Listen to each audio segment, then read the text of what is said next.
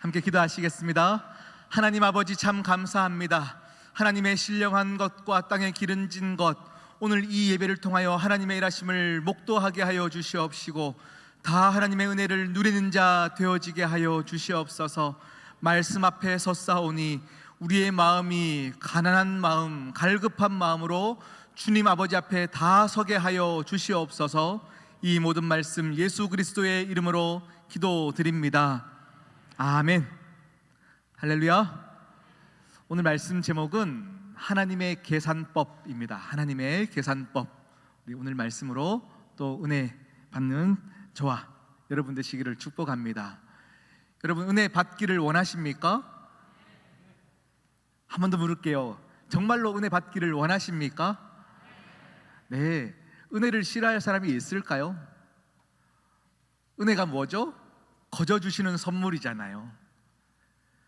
우리의 자격과 상관없이 거저 주시는 선물을 마다하거나 싫어하는 사람이 있을까요?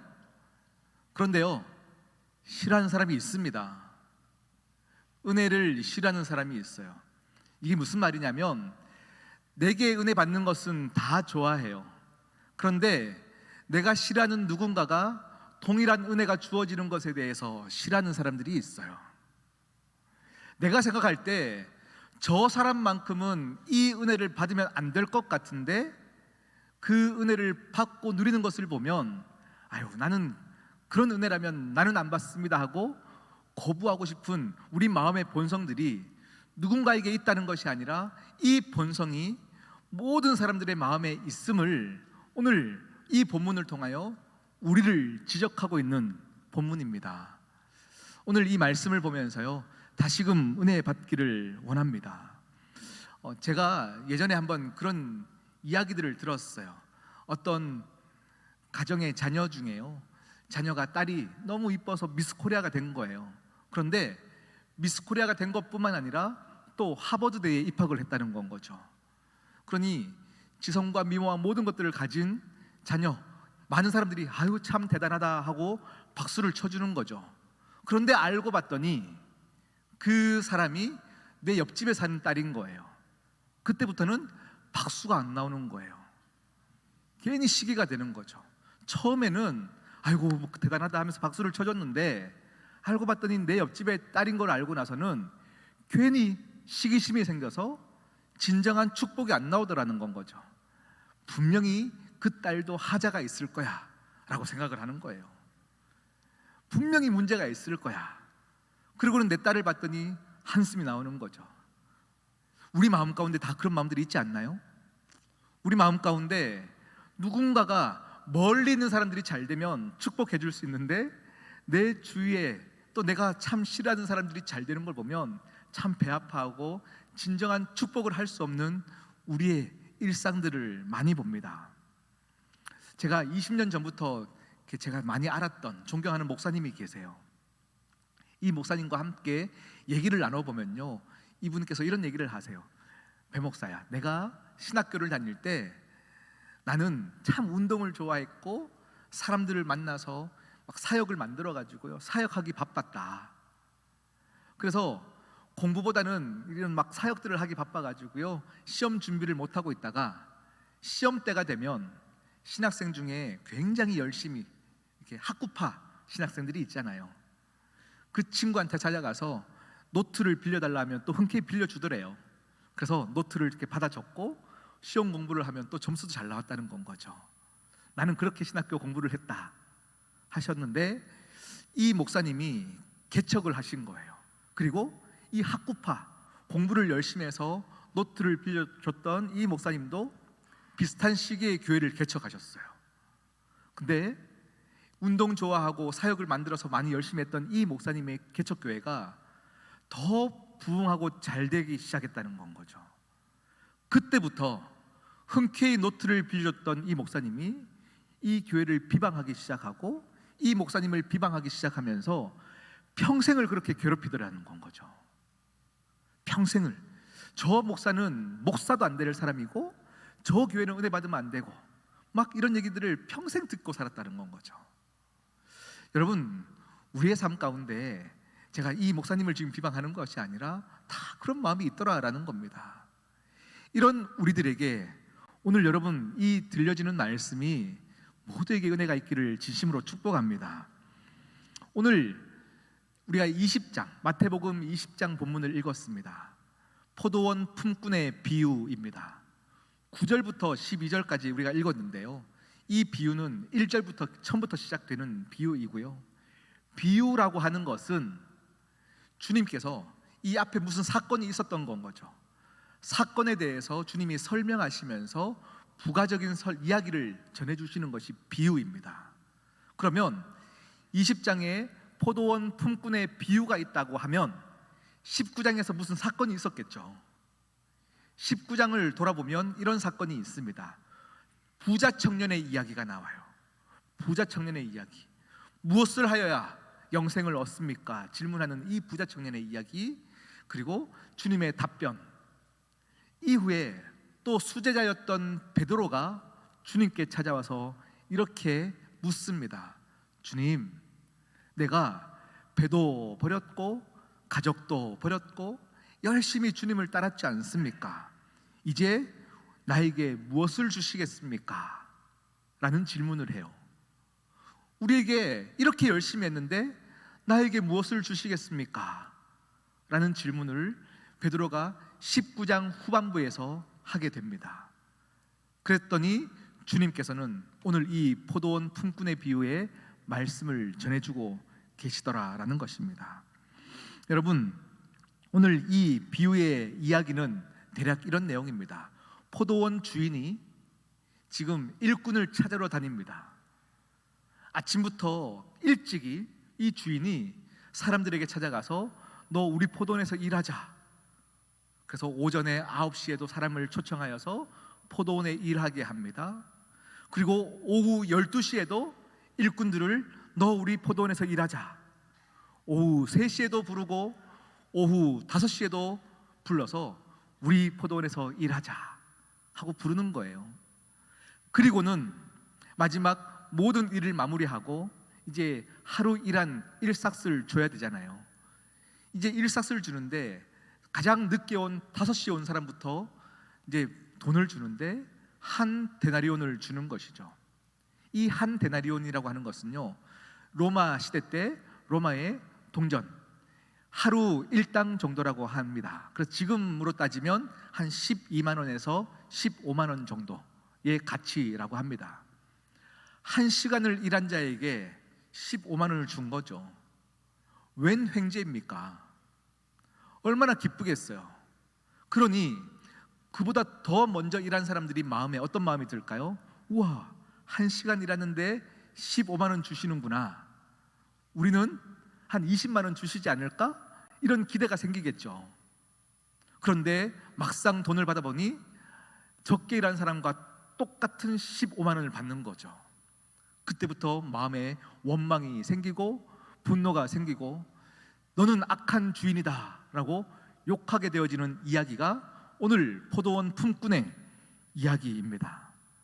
오늘 이 이야기를 통해서 주님은 우리에게 무엇을 깨닫게 하시길 원하셨을까요? 먼저 포도원으로 일하기로 초청받은 사람들의 상황을 먼저 한번 보기를 원합니다. 오늘 3절 말씀과 6절, 7절 말씀을 연달아 볼 텐데요, 초청받은 사람들은 이러한 사람들입니다. 3절 말씀을 볼게요. 제3시에 나가보니 장터에 놀고 서 있는 사람들이 또 있는지라. 이 제3시라고 하는 유대인의 시간은요, 지금 우리의 시간으로 따지면 플러스 6을 하면 됩니다. 제3시라고 하면 플러스 6해서 오전 9시라고 생각하시면 될 거예요. 9시에 장터에 놀고 있는 사람들이 있는 건 거죠. 여기서 놀고 있다라고 하는 것은 열심히 일하다가 중간에 하루 쉬는 시간이 아니라 일이 없는 상태, 너무 일하고 싶은데 일용직에서도 받아주지 않는 상태를 의미하고 있습니다. 놀고 있는 자들에게 너 우리 가게 와서 일해, 너 우리 포도원에 와서 일해 라고 초청해 주시는 것이죠. 그리고 6절 7절 말씀을 한번 읽어보겠습니다. 제 11시에도 나가보니 서 있는 사람들이 또 있는지라. 이르되 너희는 어찌하여 종일토록 놀고 여기 서 있느냐. 이르되 우리를 품꾼으로 쓰는 이가 없음이니이다. 이르되 너희도 포도원에 들어가라 하니라. 아무도 우리를 써주지 않습니다. 나도 일해야 됩니다. 우리 가족 먹고 살려면 일하고 싶습니다. 그런데 이유는 다양하겠죠. 나는 기술이 없습니다. 몸이 좋지 않습니다. 잘하는 것이 없습니다. 다양한 이유로 포도원에서도 어떤 곳에서도 쓰지 않는 이들을 향해서 이 포도원 주인은 너는 무슨 기술이 있느냐? 우리 포도원에 와서 무엇을 할 수 있느냐? 포도원에 유익을 끼칠 수 있는 것을 요구하시는 것이 아니라 이유를 막론하고 와라, 포도원으로 와라, 나와 함께 일하자 말씀하고 계시더라라는 것입니다. 이 주인의 마음은 무엇이었을까요? 주인의 의도는 무엇이었을까요? 오늘 이 주인의 의도는 1절 말씀을 봐야 알 수 있습니다. 1절 말씀을 한번 볼까요? 함께 읽어보겠습니다. 시작. 천국은 마치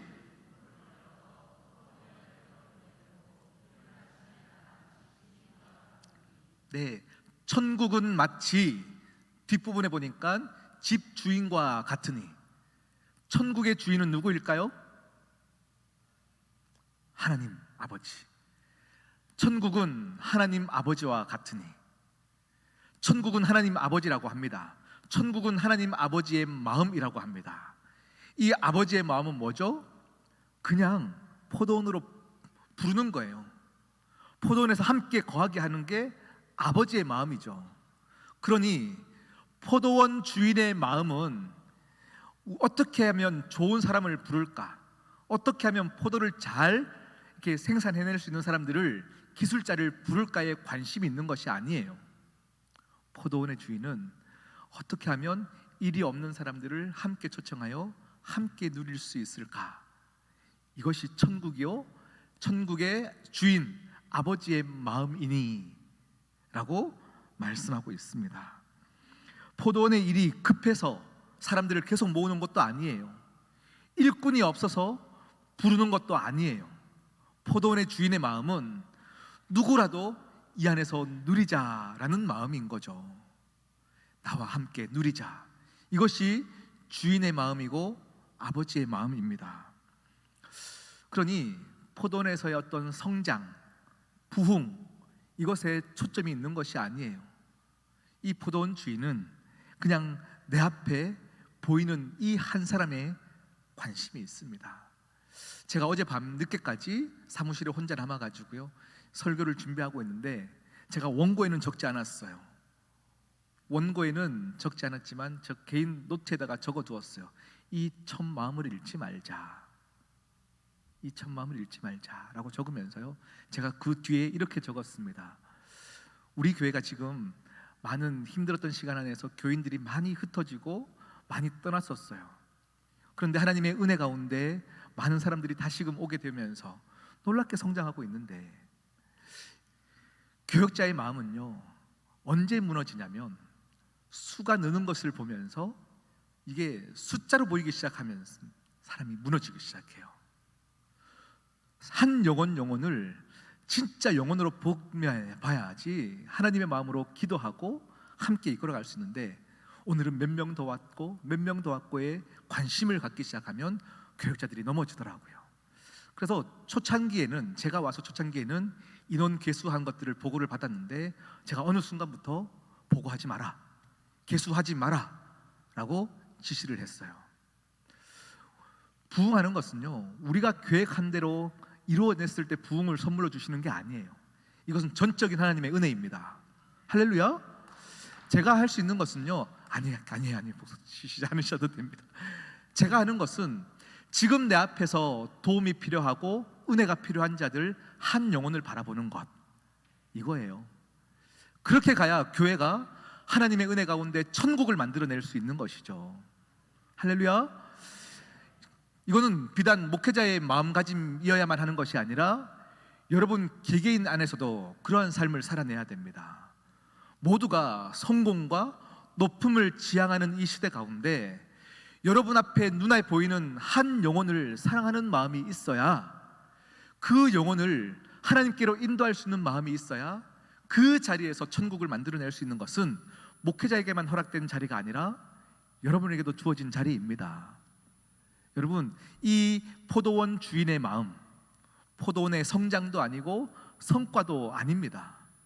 그냥 일이 없어 슬퍼하는 자들, 이유를 막론하고 묻지도 않고 포도원으로 초청하시는 하나님의 그 마음이 여러분 가운데 있었기 때문에 오늘 이 자리에 계신 것 아니겠습니까? 여러분, 그 아버지의 마음에 감격이 있기를 축복합니다. 그런데요, 오늘 말씀 보면 주인의 행동 중에 조금 이해가 되어지지 않는 부분이 있어요. 이해가 되어지지 않는 부분이 있어요. 어떤 부분이냐면, 일을 다 마치고 이제 품삯을 줘야 돼요. 그런데 시끄러움 없이 모든 사람들이 만족하게 일을 마무리하기 위해서는 아침 일찍 온 사람부터 불러서 일삭을 주었다면 누구도 원망하는 사람이 없었을 거예요. 제일 먼저 온 사람 누구야? 그래, 너 와봐. 한 데나리온을 주는 거죠. 15만 원을 주는 거죠. 그러니 일이 없다가, 아무도 나를 써주는 사람이 없다가 일을 했던 것도 감사한데 큰 돈을 받는 거죠. 감사합니다 하고 얼른 퇴근하는 거죠. 얼른 집에 가서 내 새끼들하고 삼겹살 구워 먹어야지, 이런 마음으로 가지 않겠습니까? 가벼운 마음으로 퇴근하는 것이죠. 그리고 그 다음 온 사람 누구야? 그래, 너 12시에 왔지? 그러면 이 사람도 어떤 마음일까요? 저 사람이 15만 원 받았으니 나는 12만 원 주겠지? 그럴 때 똑같이 15만 원을 주는 거죠. 우와, 주인이 지금 계산을 잘못했나 보다. 얼른 가야지, 마음 바뀌기 전에 가야지. 그리고 또 달려가는 거죠. 그리고 마지막에 1시간 일한 사람을 마지막에 불러가지고 동일하게 한 데나리온을 줬다면 모든 사람들이 만족하지 않겠습니까? 누구도 원망하는 사람 없이 감격과 감사 가운데 그렇게 일이 진행되지 않았을까요? 그런데 오늘 주님의 이 비유는 반대로 행하고 있어요. 제일 늦게 온 사람을 불러서 모든 사람들이 보는 앞에서 한 데나리온을 줬더니 뒤에 있는 사람들이 원망이 생기고 분노가 생기는 거예요. 계산법이 뭐가 잘못되었죠. 주님의 행동이, 이 비유가 뭔가가 잘못된 것 같죠. 이렇게 비유로 말씀하신 주님의 의도가 있다라는 겁니다. 왜 이 일을 통해서 분노하게 하고 오르신 집주인, 나를 거저 이곳으로 초청해 주신 주인에 대해서 악한 주인으로 보게 만들었냐면, 우리 안에 모두가 그 마음이 있기 때문에 오늘 이 비유를 주셨어요. 그것을 함께 보기를 원합니다. 여러분, 하나님이 여러분을 구원하신 것은 여러분에게 큰 선물이 맞습니까? 큰 선물이 맞으십니까? 그 구원이 가장 큰 선물이십니까? 제가요 1부, 2부 설교를 하고 방금 3부 때도 제가 봉헌 기도를 하면서 우리 특순하신 장로님 기도를 잠깐 하면서 저도 모르게 은혜 위에 은혜를 더 제가 이렇게 얘기를 해버렸어요. 근데 1부, 2부 때 제가 이 표현이 과연 맞을까라는 이야기를 드렸었거든요. 근데 또 습관처럼 그렇게 말씀을 드렸어요. 여러분, 은혜 위에 은혜를 더하여 주시옵소서, 우리가 이런 기도를 많이 드리거든요. 제가 며칠 전에 우리 목사님과 함께 신방을 가는 차 안에서 이런 대화를 나눴어요. 이 표현이 맞는 표현일까? 이런 얘기를 나눴어요. 이 표현이 맞는 표현일까? 우리가 하나님으로 말미암아 받는 은혜가 있는데 이 은혜 위에 더 큰 은혜를 갈망하는 것이 맞는 것인가? 내게 주신 이 은혜가 가장 큰 것이고 가장 귀한 것인데 우리는 이것 말고 더 바라는 것은 무엇이어야 할까? 이런 얘기를 나눴었어요. 여러분께서 받은 그 은혜와 구원은 정말로 가장 귀한 건 맞습니까? 맞으시면요, 그 은혜를 계속 구하는 거예요. 내게 받은 이 은혜가 변질되거나 변하지 않도록 그것을 기도하는 거예요. 성경에서 은혜 위에 은혜로다 라고 표현되고 있는 한 구절 말씀이 있어요. 요한복음에 나오는 말씀인데요, 이 표현은 언제 사용된 표현이냐면 세례 요한이 등장합니다. 세례 요한이 등장할 때 모든 유대인들이, 이스라엘 백성들이요, 우리가 기다렸던 메시아 아닐까? 하고 기대하기 시작하는 거죠. 많은 사람들이 세례 요한을 따르기 시작합니다. 그때 세례 요한이 이렇게 얘기합니다. 나는 메시아도 아니요, 내 뒤에 오시는 이가 너희가 기다리는 그 메시아, 내가 감히 신발끈도 내가 묶지 못할 만큼 그분이 메시아다. 너희가 나를 은혜로 보느냐? 아니다. 은혜 위에 은혜, 진정한 은혜, 예수 그리스도를 가리키는 것이 은혜 위에 은혜로라 표현입니다. 그러니 여러분께 이미 주어진 포도원으로 초청해 주신 구원의 감격, 이것보다 더 큰 것은 없습니다. 자, 그래서요, 오늘 이 집주인 예수님의 이 표현, 이것을 우리가 함께 보기를 원합니다. 주님은 어떤 의도로 이 말씀을 주셨을까요? 이 비유의 목적은 무엇이었을까요? 품삯의 크고 작고의 그것을 가지고 말씀을 주신 것이 아닙니다. 이 비교 때문에 포도원에 거하면서도 지옥처럼 살고 있는 자들에게 다시금 은혜로에 초청하기 위해서 오늘 말씀을 주신 것입니다.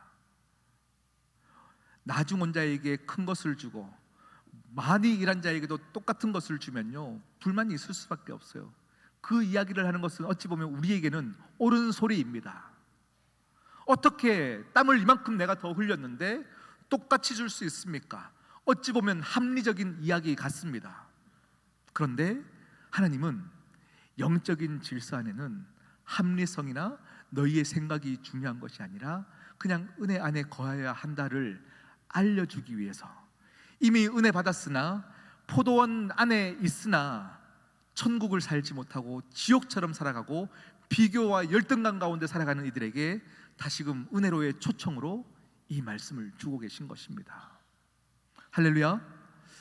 여러분, 우리는 모두가 이 비교의식과 받은 은혜를 무엇인가 보상으로 생각하여서 어느 순간부터 좋으셨던 하나님을 악한 주인으로 욕하고 살아갈 수 있는 존재들이 우리들입니다.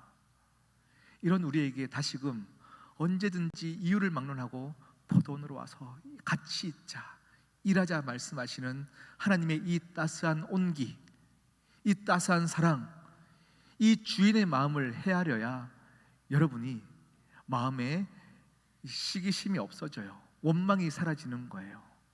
할렐루야. 그렇다면 여러분께 다시 한번 묻겠습니다. 우리 안에 그런 질문들을 제가 참 많이 들었어요. 일찍 예수 믿고 교회에서 참 봉사하는 게 참 힘들잖아요.